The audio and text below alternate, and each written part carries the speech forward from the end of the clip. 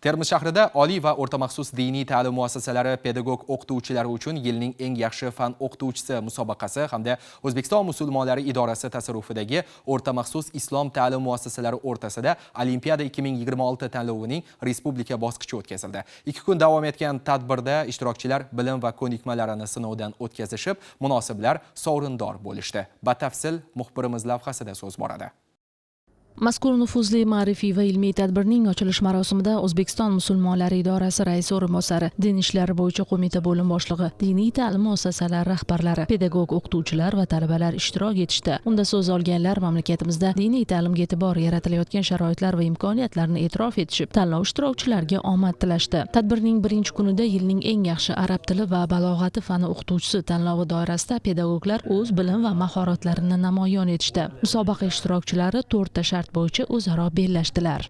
Davlatimiz rahbari tomonidan mana oxirgi 6-7 yil ichida bir qancha katta islohotlar, ya'ni o'sha Samarqand shahrida Imom Termiziy, Imom Buxoriy nomidagi xalqaro ilmiy tadqiqot markazi va mana Ramazon oyida musulmonlarga tuhfa qilingan Imom Buxoriy majmuasi va Toshkent shahridagi Islom sivilizatsiyasi markazi kabi juda katta bunyodkorlik ishlari va mana shu buyuk ajdodlarimizning merosiga bo'lgan ehtirom, ularni merosini qayta tiklashga bo'lgan intilish va qolaversa yurtimizda o'sha 3-renessansga poydevor qo'yilishligini bir ko'rinishidir.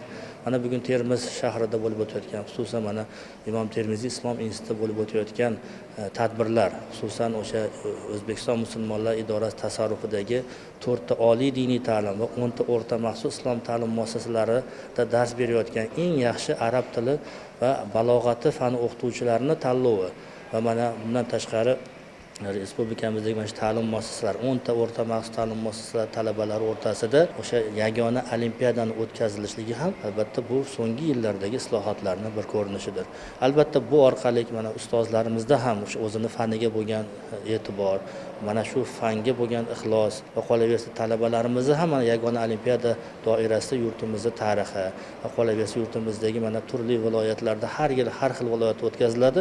O'sha viloyatlardagi diqqatga sazovor joylarni, o joylardagi shu ajdodlarimizning merosi va qolaversa o'sha viloyatlarda bo'layotgan, tumanlarda bo'layotgan yangi bunyodkorlik ishlaridan ham boxabar bo'ladilar. Bu ham o'sha talabalar va qolaversa ustozlar bilan o'sha viloyatlarni o'rganish, bir-biri bilan fikr almashish va qolaversa mana shu yurtimizning tarixini chuqur o'rganish uchun zamin bo'ladi desak xato bo'lmaydi. Ishtirokchilarning nutq madaniyati, mavzuni yetkazish uslubi, talabalar bilan muloqot qilish qobiliyati hamda dars samaradorligini ta'minlash qobiliyati nufuzli hakamlar tomonidan munosib baholandi. G'oliblar tashkilotchilar tomonidan munosib rag'batlantirildi. Tadbirning ikkinchi kunida Olimpiada 2026 tanlovining respublika bosqichi ham o'tkazildi. Unda o'rta maxsus islom ta'lim muassasalari talabalari arab tili, fiqh, aqoid va O'zbekiston tarixi fanlari bo'yicha bilim va malakalarini sinovdan o'tkazdi. Mazkur jarayonlarni malakali hakamlar hay'ati baholab borishdi. Bu fan olimpiadasi mana har yil o'tkaziladigan asosiy olimpiadalardan yuqori kurs talabalari, bitiruvchi kurs talabalari orasida o'tkaziladiki, talabalarimiz bor kuch mahoratlari o'sha 4 yil davomida madrasada o'qigan bilimlarini bu yerda ko'rsatib, yaxshi o'rin egallashga harakat qilishadi va bunda ham albatta biz o'sha talabalarimiz o'rtasidagi sog'lom raqobat, ularni bilimga chanqoqliklari albatta kelajakda bir yaxshi mutaxassis bo'lib yurtimizga, xalqimizga xizmat qilishga tayyorlanayotganliklarini ham biz ko'rishimiz mumkin bo'ladi. Yoshlarga bo'lgan e'tibor, ayniqsa talabalarga keng imkoniyat yaratib berilayotganligi, ularga nomdor stipendiyalar tayinlanishi qatorida fan olimpiadasida ham mana shunaqa o'z bilimi bilan talabalar yuqori ko'rsatkichga bir ega bo'lishida qo'llab-quvvatlash, ham moddiy ham ma'naviy bir qo'llab-quvvatlash timsoli deyishimiz mumkin. Yakunda eng yuqori natijalarni qayd etgan talabalardan 3 nafariga diniy oliy ta'lim muassasasiga o'qishga kirishlari uchun imtiyozlar berildi. Shuningdek, faol ishtirokchilar ham tashkilotchilarning diplom va esdalik sovg'alari bilan taqdirlandi. O'shaloq tadbirning Termiz shahrida Surxon zaminida o'tkazilishi bejizga emas.